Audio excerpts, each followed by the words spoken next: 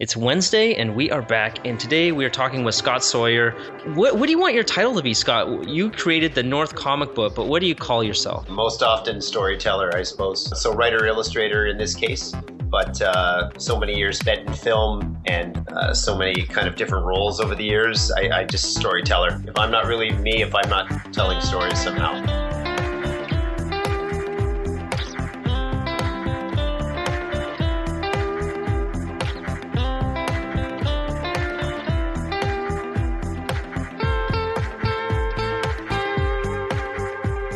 Okay, so usually what I get people to do is a 1-minute overview of their career, but I feel like I mostly today want to focus on North, the comic book that you put out, and how that all came about. But so why don't we give people, to start this off, so we know what we're talking about, a 1-minute overview of what North is all about. Okay, so North was born of necessity. It was, I just felt as a comic book lover growing up that we never really had many options in terms of Canadian content. And a lot of it was just little nods from the bigger companies like Marvel, Alpha Flight, Wolverine. It was always just kind of a throwaway reference. Alpha Flight was probably the most significant one that I remember. We had Captain Canuck, of course, but not a ton of variety. So I think I wanted to do something that we would have liked to have grown up with and create a mythology and kind of a history at the same time that felt more like it was for us. Without falling into cliche as well, which is a big challenge when you're tackling something that you want to have a national identity without insulting people's intelligence. So yeah, I set about writing a story that this is after years and years of writing scripts for film, not many of which saw screen. I wrote a story that is about back in the 1980s. There was an Age of Heroes that was very small by comparison to the one in the States, which is kind of tongue-in-cheek reflective of the industry itself, the comic industry. So we had two major players. One was Major Snow, who was the kind of Canadian Captain America, and his nemesis was Lord Rain. And these two go out in a blaze of glory that takes both their lives and ends up serving as a cautionary tale. Because in Canada, after that, nobody with abilities goes the way of hero or villain ever again. It becomes a specifically American thing. So 30 years after the fact, the daughter of the fallen hero, her name is Casey Van Allen, has inherited all of her father's wealth and none of his good sense, finds out that the man who killed her father years ago had actually only staged his own death and has been living the good life ever since in retirement. So she uses all of her father's resources to gather all these gifted, talented people to her, none of whom are really ready for the task at hand, which is to bring in this old 80-year-old dormant villain. And how hard could that be with all this help? Turns out incredibly hard. They get their butts kicked all over Toronto and end up accidentally setting off the second age of heroes and villains in Canada. So that is the scoop on what the story is. And it's a 13-issue volume 1. And we have 3 issues drawn. We're currently coloring the second, and we'll be lettering it as well and looking to launch it in late February, ideally. Awesome. That was a great overview. And I think you launched the original book, or you were funded on Kickstarter, and watching that video, the Kickstarter video, I think there's a couple things I was really excited about, and it was the idea of the heroes had gone away, and then there's like this new age of heroes. I don't know why that was so exciting, but it's like, oh, this is all new.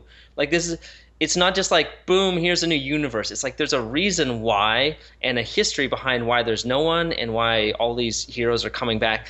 And then I don't know what it was, but Lord Rain, the character design for Lord Rain, when I saw it, that also really made me excited. I was like, whoa, this is a bad guy that I can get behind. Like, I'm excited to see what happens. And I don't know why. It reminded me of like Red Skull, and it reminded me of Doctor Doom a little bit, but he's Lord Rain. But I felt like it was a bad guy worth having, because a lot of times one of my biggest pet peeves when I watch a movie or read something is that I can't get behind the bad guy. Like, he's just not bad enough. Yeah. He's not evil enough. And I like Darkseid, like Christopher Nolan, Joker, Darkseid. Yeah. No, you know what? Thank you. I'm glad that they've affected you. And it's funny is that when it comes down to the history of it, it really was kind of my pleasure to play with creating a history that we didn't have. Again, because the absence of a lot of Canadian comic books when we were growing up left a big void to be filled in my mind. So it was my pleasure to kind of take a crack at that and build up a history. And I'm glad, and hopefully it has that same effect on readers, where they're like, okay, they get a sense of a bigger picture here, not just a convenient appearance of random characters they've never heard of. In your, I'm sure you did research and you definitely understand the comics industry on a level that's far deeper than I do. Was there a reason why there wasn't a lot of Canadian content? Like for me, I always, I might get some hate here, but I always thought America was cooler than Canada, and I didn't feel like we're very nationalistic. And when I've been traveling, I also feel, and I don't know if it's the Canadian politeness thing, like we just don't puff up our chests and be like, we're Canadian, we're awesome.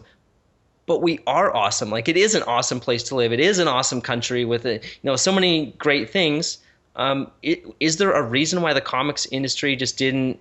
There was nothing that happened? Well, to be honest, you give me more credit than I'm due here because, the amount of time that I've been any kind of a working, and I hesitate to use the word professional because I still haven't, I'm just cutting my teeth here. There are people out there that have been buddies of mine that have been hacking away in this industry for 20 years or more. And they're working professionals and they're wonderful. I still work at a bar 6 nights a week. Well, I know that there's a lot of professionals, and we export a lot of, even if you're working in Canada, the work is, the main market is in the U.S. But I'm more curious, like why there hasn't been that sort of like Canadian, that big thing that everybody in Canada knew. Because when I've traveled to different places, I've realized that like they have different cartoons and whatnot. Maybe cartoons, there are Canadian cartoons that we all remember from when we were kids, like the raccoons. I feel like that was a Canadian cartoon. I think. I wish I was on part of a panel right now with these guys because I feel like they'd have so much more insight to offer. But let me take at least fair enough. But yeah, small crack at it. When it comes to so let's just say from a storytelling vantage point, I had a lot more experience in understanding why it was that Canadians were having so much trouble delivering decent or wonderful films. And it was really frustrating to be a part of. I think I came into that industry with a lot of ideas about how I was going to change things, and they were romantic and idealistic, but well intended. But when it comes to storytelling from any medium, the Canadian versus the American thing, I mean, we have an inability, it seems, in many cases, to recreate things that are as entertaining as the things that we grew up on and the things that made us want to do it professionally. So you can grow up on American films and yet as a writer, a screenwriter, or a filmmaker fall miserably short of creating anything as wonderful. And that is unfortunate. Now, the answers behind that are not easy. It's complex. There's politics. You've got, the arts are tricky because they're really not quality controlled. And that almost sounds like a contradiction to the spirit of artistry. But when anyone can go and shoot a film and anyone can write a script or fill pages with, text, and no one is stopping and saying, wait a second, you might have the money, you might have the connections, you might have the resources, but should you really at this point be making films and passing them off as Canadian film? And the truth of the matter is all these people at all different stages of their evolution are making films and we're kind of pretending that that's our industry when in America, it's not to say that bad films don't get made. It's just that there seems to be such a higher standard of storytelling and go beyond that. That's on a global scale as well. There's great films coming from all over the world and Canada is getting better at this. So I use all these references to kind of go back to, I think when it comes to Canadian comic books, why there wasn't as many money in a lot of cases. I mean, there just weren't people there was only a few pioneers and a lot of them fell into things that were, even they were at the early stages of their own development but it was all we had. And I don't know why more people didn't kind of boldly try and get things made. And I'm sure that there were lots of them. But again, we were relative babes, I think, for a long time. And I think now there's a far better chance that people will be producing quality things. But we still run that risk of falling into the trap of trying to create something that is quintessentially Canadian. When you do that, your agenda is not what it should be. It's to entertain your audience is your first and foremost responsibility. To create something that is quintessentially Canadian is to try and wrap your hands around something that is indefinable. You know what I mean? Because there are so many different versions of Canadian existence, so many different versions of the Canadian experience. You know, when you try and create something like that, you end up falling into cliche. And I've watched so many films do it, and you know, you can still see some comics doing it. So you really do have to. I just so I'm kind of going on here, but for me, I don't know. I just want to be a part of the solution. I hope I am. I've had frustration with the absence of things, with the quality of things. So now it's like, well, you know, you can whine and bitch about it, or you can try and be a part of the solution. So Yeah, I think that's so cool. And there's even times when just doing it, things maybe aren't a success, but it still moves the needle ahead for other people as well as for yourself so that you know, it's these necessary steps that have to happen. And maybe that's one of the things that in America, those cycles happen faster. Things are developing and mediums are moving ahead faster. There's a lot more people, yada, yada, yada. It just like the scale is so much bigger. But it's still necessary to take all these steps to get to an eventual place where you know you look back and then you're part of the history of like how did things get to where they are today. well, the gentleman that I mentioned, Jason Lurem, who's the author and artist for The Pitiful Human Lizard, and that's put out by a company called Chapter House now. You know, this guy, I didn't know him before his book came out, but I've had the pleasure of talking with him a few times since, and he was brave enough to do it. You know, like, and that's such a big part of it. And I know that you wanted to get into like the how do you go from concept to actually the doing of a comic book. We can touch on that later, but right now there's a guy out there who's been doing it for years, and it's wonderful because it's courageous, you know, and it's not the you know the remake of Captain Canuck is something that's happening right now, and it's real and it looks fantastic. And I haven't had the chance to read many of them. I've been a little too busy, but I've got a friend of mine that's writing them right now, and it's you know it's about people having the courage to try new things. You know, the remake of an old thing is not inherently bad. We're a little distrusting now because we've watched Hollywood, you know, try and regurgitate old concepts. But you know, the Captain Canuck thing is probably stronger and better than ever. It looks fantastic. The Pitiful Human Lizard is a story that takes place in Toronto, and Toronto and outlying areas are as much a character as the characters themselves. So, you know, this is a guy who did it. He's doing it his own way, in his own style, and he is a workhorse, and he's brave, and he's bold, and you know, and that's great. And I would to be even involved in the same conversation would be a compliment because he's wonderful. So I recommend you look him up as well. Well, I definitely will. I'll add him to the list of recommended guests. And on that note of being courageous, I feel like I've encountered, you know, through Pencil Kings, we have our community of artists where people, they want to learn to improve their drawing and digital art skills.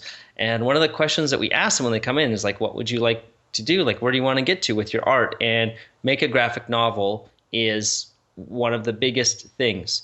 Now, if it was me, I would probably just dive headfirst into it, make all the rookie mistakes, but I would have a finished graphic novel at the end of like the year or something. Like I would be able to just focus and get into it.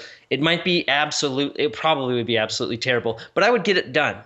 But I'm not seeing a lot of people getting things done. And I don't know if I've mentioned this here or in a different thing that we've done, but when it comes to art, for whatever reason, I can just move forward and create. It might be good or bad. I don't know.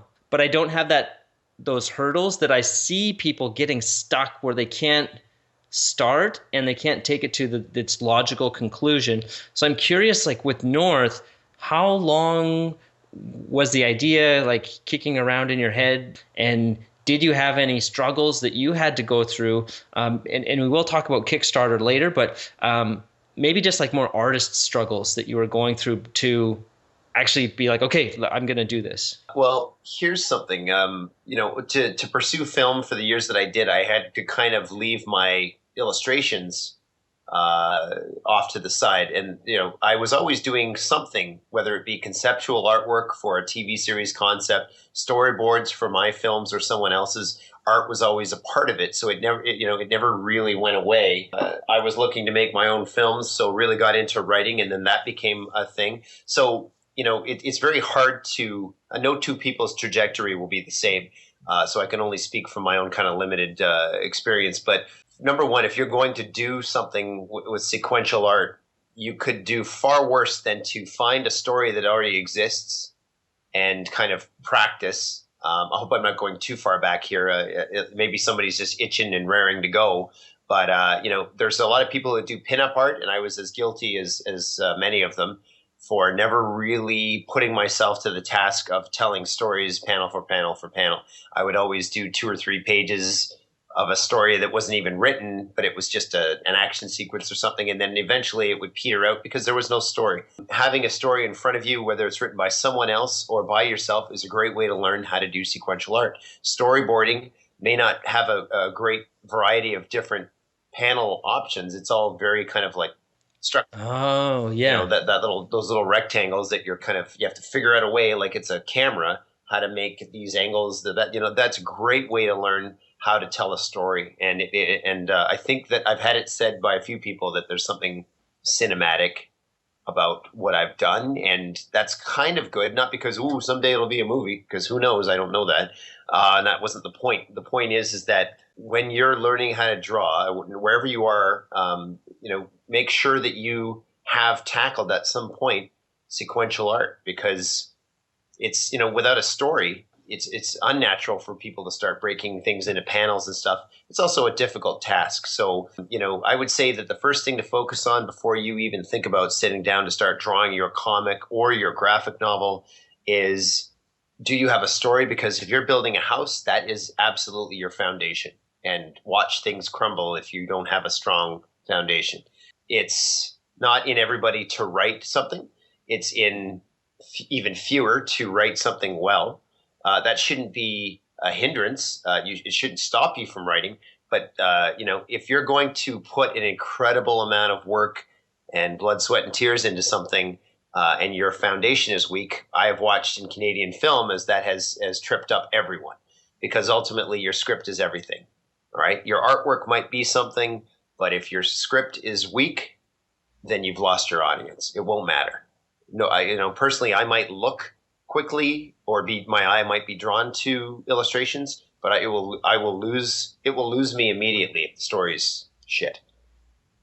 So, and again, it's not to stop people from doing things, but it's just to understand that writing in and of itself is a craft that, they say that 10,000 hours thing. So a lot of people will write scripts and say, I think it's ready. My advice to you is to go to as many people as you can, even though you're probably very protective of your idea and maybe suspicious of other people.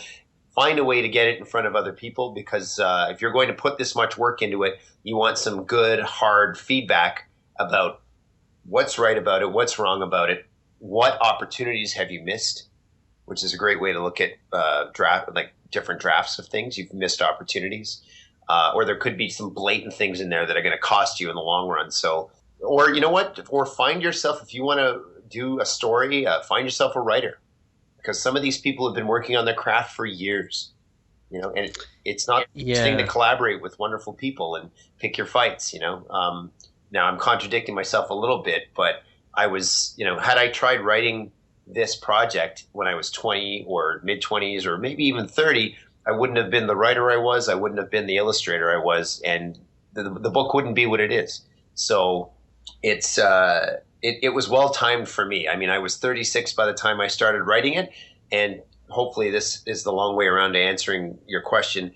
I love this concept, and I love comics.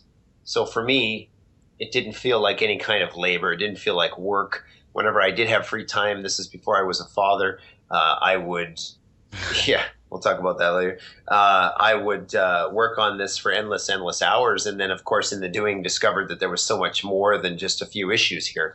So volume 1 was written over a span of probably 2 years, maybe another half year to edit.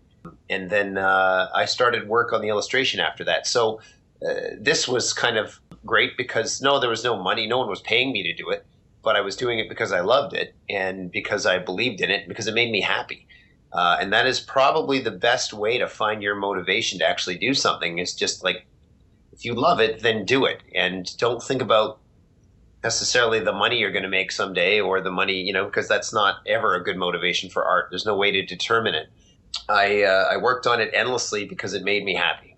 And that's how over a span of about 6.5 years, I guess, I found myself with enough to move forward and put together that Kickstarter campaign with a video that showcased not everything that I had done because it's an immense pile of paper, but rather just to show that I took myself seriously enough to do all this. And maybe if you want to get behind somebody or get behind a project, you can take this seriously because I have. So the more work you do, the more inclined other people will be to help you along in your endeavors. It's a lot of rambling. No, and I think it's something that I just had interviewed Carl Potts, who had put together this book on creating comic books, and he was going through, and from the visual, I feel like as artists, we just gravitate to the visuals and feel like, okay, I got to get my art skills up to snuff, and you spend all this time developing these technical skills of anatomy and perspective and whatnot. But then on top of it, there's like storytelling and panels, which you brought up, which you probably not. You're aware of it, but you're not realizing like how important it is. And then there's the whole writing part where, for me, I was talking about I could just dive in and start making a graphic novel. My writing would suck because I've spent, like 1% of the time developing my writing skills as I have on, learning to talk about art and how to evaluate art and yada yada. Just being in and around art.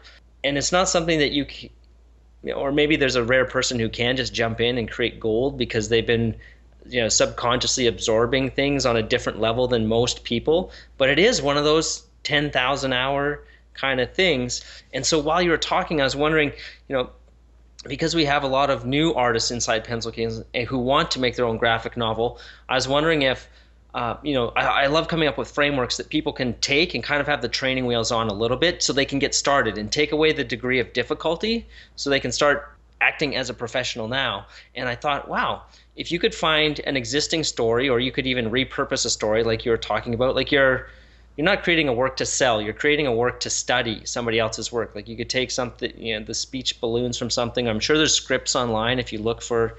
You could find the raw treatments of your favorite movie and re-envision it. And then instead of going to comic book panels, if you went to storyboarding, where now you don't have to worry about how the panels are arranged. I didn't realize how much thought goes into the planning of this and all that, where you kind of now have the training wheels on and you're thinking of it just from the camera perspective, that it could be a good way to go through and then just wherever your art skills are at, do that and then see how far you get. And if you find that you hate it, when you've got the training wheels on, you can let that dream go, which I feel like, it's not good to hold on to a dream forever and die and be like, oh, if only I had made that graphic novel. That was the thing that I always wanted to do and I never made time for it. It's like, make time for it. Do it right now. Just take the degree of difficulty down because you might realize that you hate it. And that's awesome. Like that's a good realization because then you can let it go. Or you might realize in the process, I love writing. How can I become a comic book writer? I don't want to do all the other visual stuff. I enjoy I love the writing. I hate the drawing. Well, now you can start going that path and discovering that. Yeah. I have a friend of mine who's an artist back in Sudbury where I grew up. His name's Rob Sachetto, and he's actually he makes his living largely from zombie portraits. Sorry, I don't know why I'm laughing, but I love that, that, like how random things can get when you're like, yeah, I'm the zombie portrait guy. Oh, you haven't heard of me? Type in zombie portraits. You'll get it pretty quick. It is what you think it is. He's a good old buddy of mine. And the reason I bring him up is because he's lesser known for a beautiful work that he did called Cape Fear. And it was the first time I met him when I was a kid. And he blew my mind the first time I saw his artwork.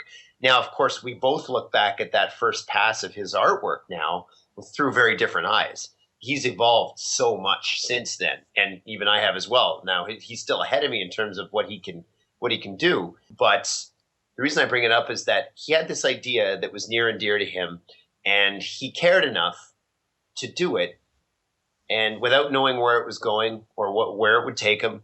And he did it once, and then years later, he took another crack at it and redid it because it wasn't good enough. And it wasn't good enough for him. And then eventually he redid it. He might have done four, but I'm pretty sure it was the third or the fourth one that he published, and it is beautiful. And this is a painting, or what is Cape I'm Fear? sorry, no, Cape Fear is I guess it was supposed to be a comic series. Oh, okay. Yeah, and obviously it was obscure, and that's just I mean, he could have, should have maybe made some different moves, because I have it in my collection right now, and it's gorgeous, and I love it, and I think other people would love it as well. The reason I bring it up is because there he was caring enough about something to never let it die, and his evolution as a creator and as a writer and as an illustrator was underway, and it wasn't scheduled, and it wasn't on anyone's, there was no deadlines. It was just something that he worked on, and now it is a beautiful thing. And and maybe he'll get it picked up by a company, or maybe not. He's got priorities, and I don't know that the condensed kind of trade paperback thing that he has there now is a priority, but it's gorgeous, and I've watched him kind of evolve, and it's exciting. And again, because he cared enough to do it, and you do put yourself into a small section of people separate from the talkers, and that is the doers. And it's easy to say, a little harder to actually put in motion. But yeah, the doing is usually what stops people dead in their tracks, and it's usually based on fear of the unknown and of where it would take them and whether or not they're good enough. You only get good by doing. Wherever I'm at right now, if I stick to it, I have no doubt that I'll be better 5 years from now. So don't ever underestimate the importance of story. If you want to make it a drawing exercise, there's nothing wrong with that. Do it. Your writing may not be great, but do it anyways. Just don't think so much about publishing, because maybe this isn't your time. And maybe have respect enough for the different mediums to, like, I would have had no business thinking that I just wrote this great thing if I hadn't spent 13 years writing with about every spare hour that I could find. I've written probably don't hire this guy. I've written probably 13 feature scripts, a TV series concept. I've written pilots for other people. I've written features for other people. Like it or not, you get better. You make a lot of mistakes, and you learn a lot, and you get better. And, just for an artist, much like a director, to think that, I'm just out of film school, I've never written a script in my life, but I filled 90 pages with writing, let's get this film made. This is the one. It's like, no, it's not. It rarely, if ever, will be. So if you can say what I love about, what I really want to do is illustrate, then maybe look to somebody who's got a story, who really wants to be a writer, and then build that team, and have that adventure with someone. Or, make it your first endeavor with writing, and understand that it's probably one of the first stages in your evolution. We never see this in the moment, but we see it years later when we look back and we go, well, what was I thinking when I shot that short film that cost me $20,000, and I can't even watch it without throwing up in my mouth a little bit? Because that's what happened to me. I shot a short film, spent like 25 grand on it. It's unwatchable. It's terrible. I'm curious, because I feel like there's a couple different disciplines, but you've been super dedicated, and they're intertwined together, writing and illustrating, and there's sort of different avenues, but there's been like this intense focus and study. Through all that period of time, how do you feel your skill progression was? Was it like a constant improvement, or was it you were sort of plateaued and then you went back to the drawing board and you're like, no, it's time to level up. I'm going to get really serious and instead of just producing, I'm going to study and implement what I'm studying. And then you made jumps. So I guess I'm asking, is it linear kind of improvement? Is it jumps, like a stair step? Or is it like a hockey stick where you unlock something at some point and then it's like you're on a rocket ship, which I guess I could see that happening if your skills develop to the professional level where you can start to create effortlessly. I remember getting to that point in 3D where it didn't matter what somebody wanted me to make. It's like, okay, done, and it's just easy to create. But I feel like because you have these different disciplines, you have a couple different data points to look Yeah. at, and I'm just curious what your take on it Well, is. to be honest, I mean, it's such a it's almost immeasurable, and not to mention even the end point, even where I find myself right now, is debatable. I mean, somebody will read North, and it will speak to them, and then someone else will read it and say this is garbage. Someone will look at the artwork and say, like, I had one guy look at my stuff and say, and he's a professional, and he said, this looks like you're just graduated college. That's kind of where I put you on your, in terms of development. Now, I wasn't looking to dismiss what he said. I have a lot of respect for this guy. And maybe he's right. And maybe there are people that are just coming out of college, but I'm sitting here at 41 and I'm drawing at this level. Well, I can't really help that. That's Yeah. where I'm at. And if it's enough to tell a story, which I'm told that because of this comic, it is enough, then I won't make too many apologies for where I'm at because it can't be helped. These guys spent 20 years doing nothing but illustrations. They should be marvelous at it, and they are. But if I can hold court in this industry with people that are already, making it happen, then so be it. My trajectory or my evolution, I don't really know how to map it out. I wish I had a better answer for you. There weren't milestones that I remember. There's just kind of where you find yourself. And I was guilty of not acknowledging the importance of networking and not really taking enough classes. So I'm self-taught in writing and also in illustration. And I can honestly say, looking back, that was also fear as well. I had a very small school terrified me. I think I was always the kid that was getting report cards that always got me in shit. I think I was made to feel, sorry, it's getting a little therapeutic here, made to feel stupid because of my performance in school a lot. So I think that I was always a little bit shy and reserved and insecure going out into the world and burying myself and waiting for the results. So I think I've always kind of lived and created hermetically, which made for a slow progression professionally because nobody knows you. Obscurity doesn't help anybody. Uh-huh. I'm now, having learned those lessons the hard way over the years and having very little to show for a lot of my efforts, working very hard but not very smart. I'm absolutely breaking out of that shell.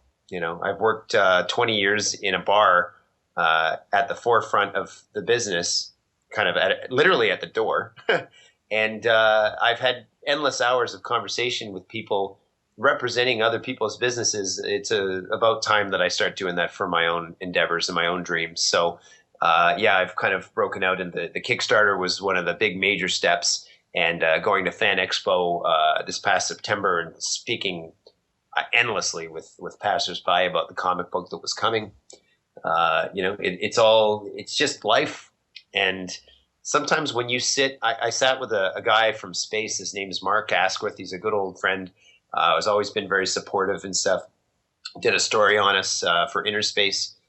And I asked him not long before we went to the Kickstarter on this, I asked him, I have a bunch of scripts. I was honestly looking for that answer, or that, oh, well, I'll call so-and-so and then he'll read your script, or I'll do this or I'll do that. Even at this age, I was still looking for that quick fix. And he was so gracious with me and instead told me a story about his trajectory. He's got a job that people in geekdom or fandom would die for. It is such a prize, and he's a prize. He deserves it. But the thing is that there's no way for him to have known that the moves that he made would result in the person and the position that he is now. As long as you are always doing, things will unfold. If Mm. you're too apprehensive or too fearful to venture forward and to have the courage to do in some way, shape, or form, then you will not be evolving, and you will be static and stale. So, now I find myself publishing this comic book, and I could never have seen this coming this way. Not even the story that got us here. Like it just all kind of happens, but only if you're working and only if you're writing. Try and create the most wonderful product you can, and never stop doing that. and obviously take lessons if you can. Don't be shy when it comes to bouncing your ideas off of people. Seek help. Yeah, I think I'm similar to you in that regard that I seem to like with Pencil Kings. I'm not telling as many people about it as I could or should. Through the podcast, I'm starting to meet a lot more amazing people. And you said something that was really interesting that it's like you're waiting for that thing to happen in a moment, like for that right person to come to the bar or bump into that person or somebody to introduce you to somebody else. But it's like it can take so long for that network to develop. Like it actually could be as simple as, hey, I want to make a comic book, and somebody's like, hey, we're looking for a new slot. Like, pitch me your idea. And because there are stories like that where things have happened, but it actually, though it happens in an instant, it takes like not a lifetime, but it takes a long period of time to develop those contacts who can then open those doors for you because you never know where they're going to come from. Yeah. And it's all about just consistently putting your stuff out there, putting yourself out there, meeting more people, being a good human being, doing the right thing, and never giving up. Man, I hate that never giving up. But just because I feel like you can go down the wrong path. Yeah. Like you could be saying, I want to be, and we talked about this in the last podcast, you could say, I want to draw comic books, and you could probably have a job in comic books. There's a lot of jobs that it's not the drawing of, like that supports, and you could still be in that industry and participate in all the cool things. It's just that drawing might not be the thing. And if you take that, I'm never going to give up, and you're like 60 years old and you're like, I'm never going to give up, and you're starting to run out of gas. It's just like, yeah. Well, you know what? One of the things I was going to mention to you is that I know I've been guilty of it, especially in my younger years. And even with that conversation sit down that my friend had with me, it was still there. Elements of it were still there. And that's that instant gratification, that quick fix, that I think every new generation is just a little bit more guilty of it, or maybe it's inherent with youth. And it is that if I do this, I will get that. And, the belief that the plan is that not just that we're going to do wonderful art and enjoy the process, but that, and then I will have a comic book next year and it will be published, or I'm going to do this short film, which will get picked up and I will soon be the proud producer of a television series. And and it's these ideas played out to their utmost success in our head. And it's really, you realize that, years and years and years can pass. I mean, this project, some people work on projects that take them like 10 or more years. You don't ever set out thinking, I'm going to do this and it's going to take me 10 years. You don't think that you're going to rework like my TV series concept or my friend's graphic novel, Cape Fear. You don't know that you're going to be banging away on this 10, 15 years later because you wouldn't start it. Feel like that's insane. I'm not going to do this. It's going to take 10 years. This is nuts. But what you do is that it finds its place in your life. Because you're an artist, you have no choice but to be producing art. And if you're not, you've got yourself to blame, and eventually you realize that all these idealistic romantic notions you had about cause and effect, I'm going to create this art, I will reap these benefits, and in this timeline, that's a trap you fall into. So never giving up.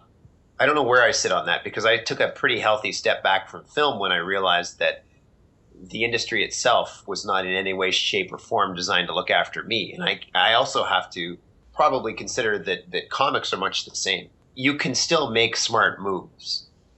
Don't be obscure. Get an entry-level position in whatever industry that you're interested in. Meet people, network, rub elbows, do all those things that maybe you don't really want to do, but don't ever deny the importance of them.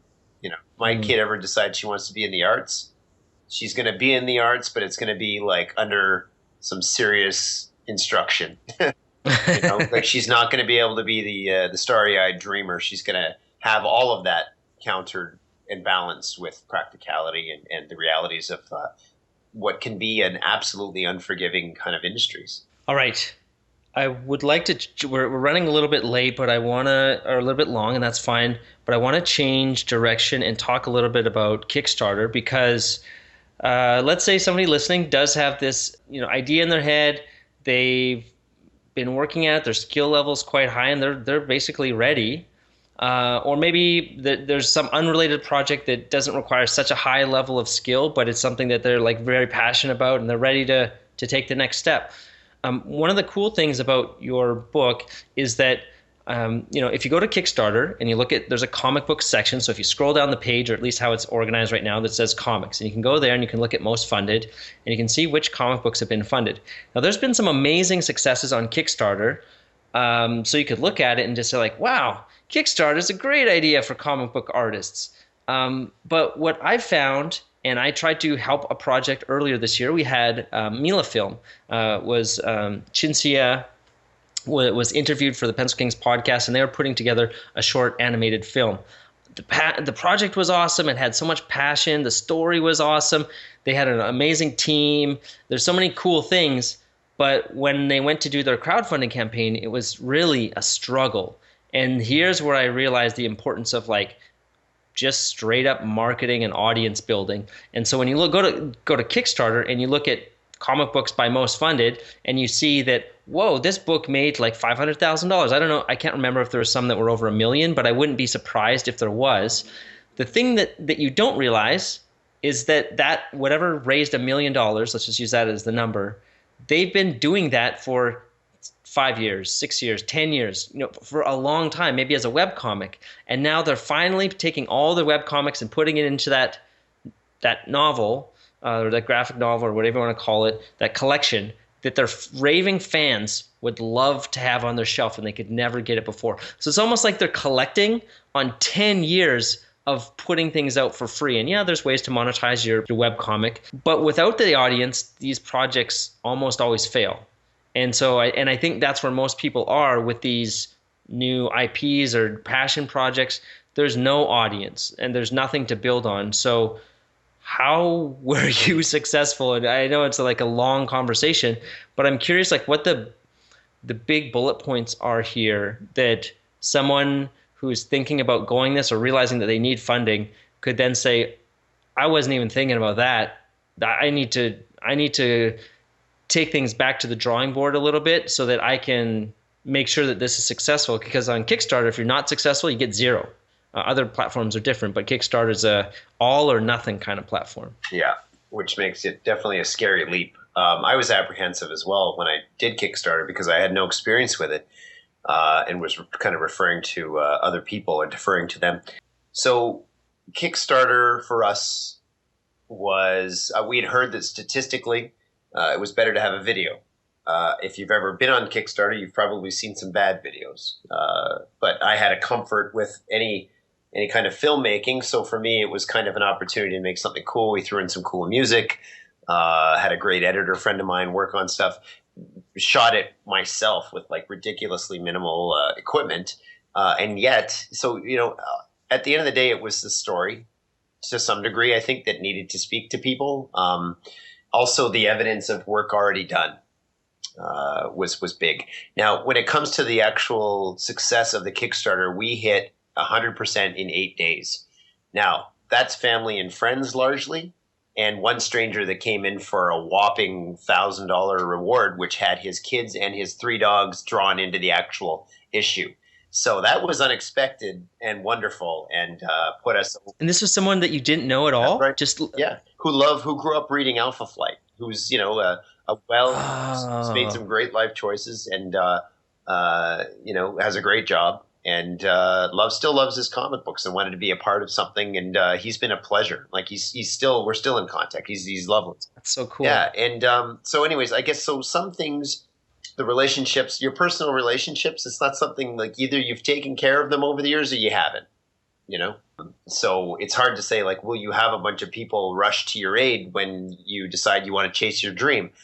I don't know. What kind of life have you lived? And have you been in touch with the people that, care? And in some cases, yes. And in some cases, no. So I've also been as a kind of a offshoot benefit of a job that I really wish that I didn't have to work, which is security at a bar. I've met a ton of people, and so I've been in contact. I mean, I really, and I'm a 40. I was when we did I guess I was 41 when we did the campaign, and it's a lot of people in a lot of years. So when you put the word out, you hope for the best. And just by being on Kickstarter and word of mouth, we did meet a lot of new people. You'll see that the large amounts were from people that I knew, except for that one guy. And then, of course, family and friends and stuff like that. But then it gets smaller and smaller and smaller with strangers. It's just the way of it. Hmm. So, I do envy those people that put out web comics for 10 years and then make their first attempt at actually doing a graphic novel. They might still have a leg up on me, because if you think about it, I don't want to be surviving off of Kickstarter after Kickstarter after Kickstarter. It's not a business model I sit comfortably with. I think it's in poor taste, because all these people that help me can't be expected to do that in perpetuity, because that's just, I got to grow up at some point, and this thing has to go out there and survive and find a readership. So Hmm. those people who have a 10-year audience are, in the long run, might actually have more stability because of it. So I may have pulled something off here, showing up out of nowhere on Kickstarter and enjoying this, 178% success funded. But in the long run, they have what I don't, and that's a massive readership. And that's something I would love to find a way through to. But until I start to, it won't be selling off the shelves. That's not what's going to do it. I have to embrace the fact that this is a digital age, and that a lot of people are discovering and or shopping for their comics online. So I should probably find a way to break this into pages and have it kind of like a slow release that you can pay minimal amounts for, and then, at the same time releasing hard copies and such whenever. So Yeah, I think what you said about what kind of life you have lived and tapping into that personal network and keeping up connections.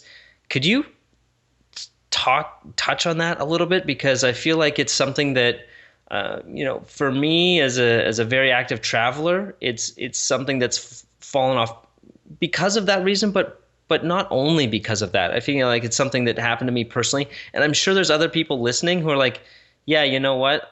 I haven't been a good friend. I haven't been a good, and it's not good is the wrong word, but like I haven't been keeping up those relationships.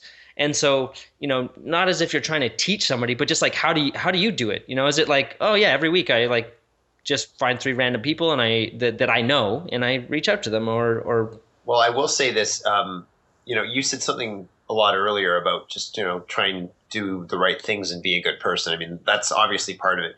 But this is also a testament to the quality of the people that I've been lucky enough to meet, because nobody owes you anything. Nobody has to dig into their pocketbook for you. Like, it's just, that's what I've kind of learned, and yet found myself, whether it be relatives that I hadn't spoken to for a good long while, who just love my family enough to kind of help me out as well. I mean, these are things that you can't really plan for. And if you did, you would probably feel ingenuine, and you might be right. I mean, if our purpose in keeping in touch with people is that you might need their help one day, so it's as hard to measure as my own evolution as a storyteller. It was just living, and so little of it is planned for. And when some friend that you haven't seen in 20 years is now a doctor and comes in for like $750 reward, what?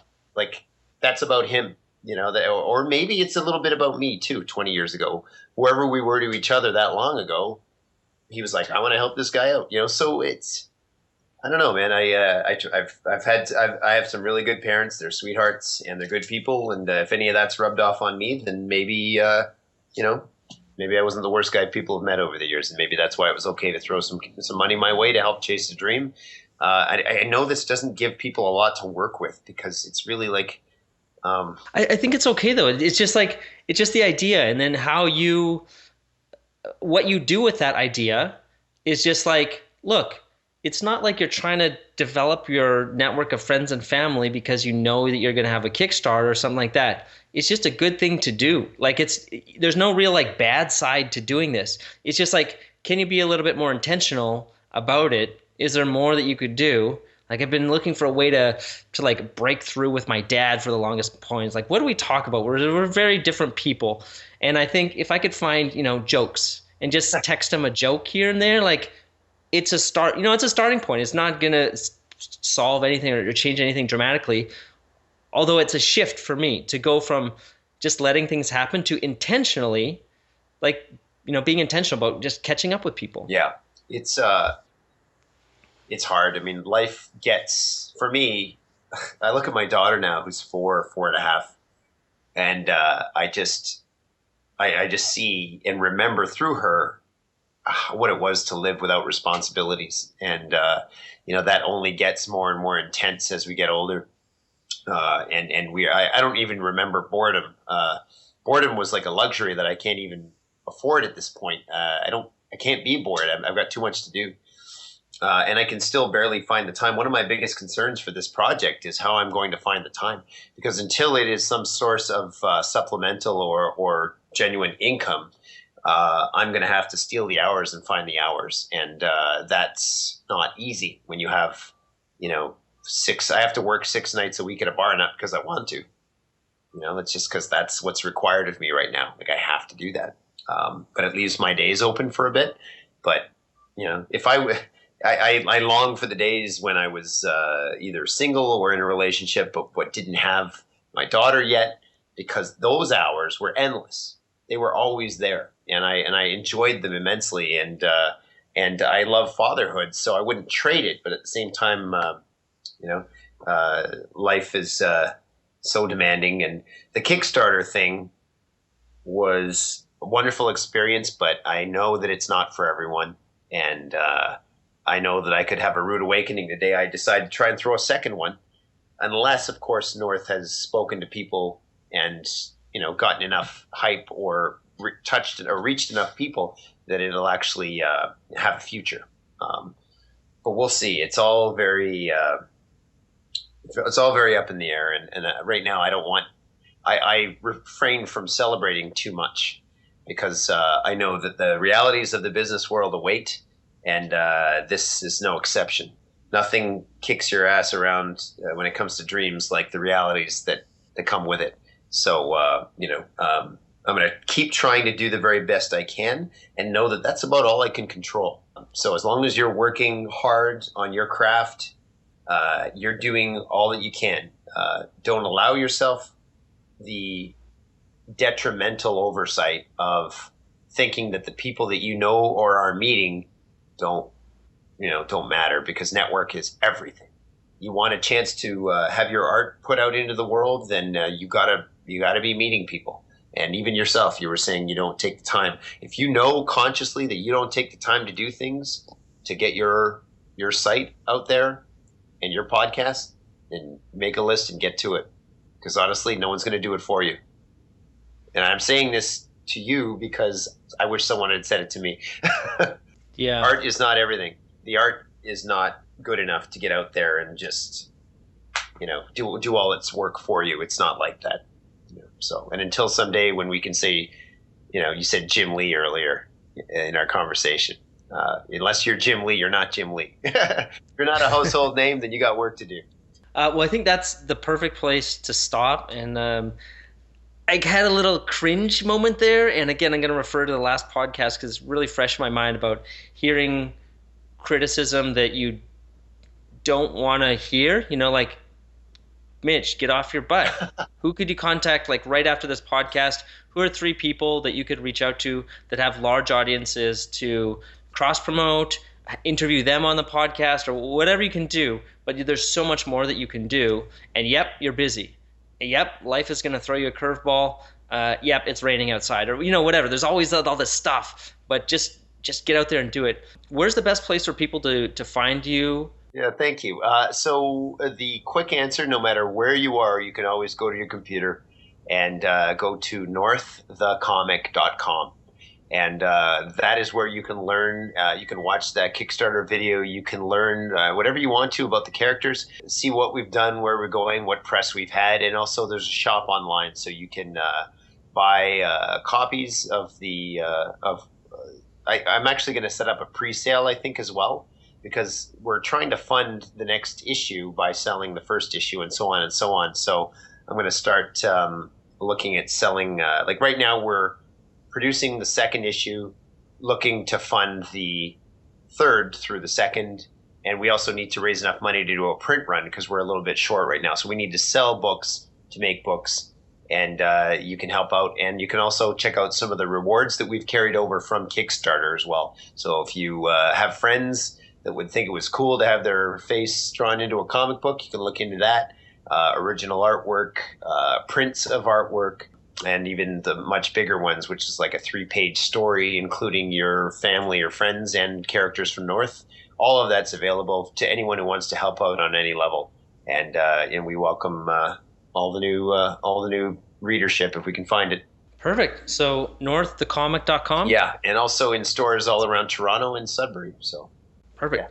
Well, thanks so much, Scott, for sharing this story. Thanks. Thanks, Mitch. I don't know what my big takeaway here was today, other than just like how much passion goes into these projects and how much dedication. But usually there's like some big light bulb moment, and I feel like there's several along the way. And I guess the big light bulb moment for me is just to try and be not for any reason of gain, but just be a good person. We both said this, and that can open a lot of, or there can be a lot of opportunity there. And if the only opportunity is that you have a closer relationship with your friends and family, it's reason enough to be more intentional about developing your relationship. So a little bit of a hallmark message there for this podcast, but I think it's a big one. And send your mom or dad a text if you're listening to this, your brother or sister, your best friend. Who is your best friend when you were 6 years old? Send that guy or gal a text and say, hey, what's up? Blast from the past. Life's pretty great on this side of the world. What are you up to these days? And just see what happens. Nice. Cool, man. All right, and we'll have show notes as usual over at pencilkings.com/podcast. And if you're able, I would love it if you could go to iTunes and leave us a 5-star review because, just in what Scott was saying, get off my butt and ask people to help me out. It's literally a 2-second action that really helps get these podcasts out to more people so we can spread the word to more people. And that's it for me. Thanks so much, Scott. Bye, Mitch. Scope demands patience, skill, years of practice. You talk like a fool. I would trade a century of practice for an ounce of inspiration.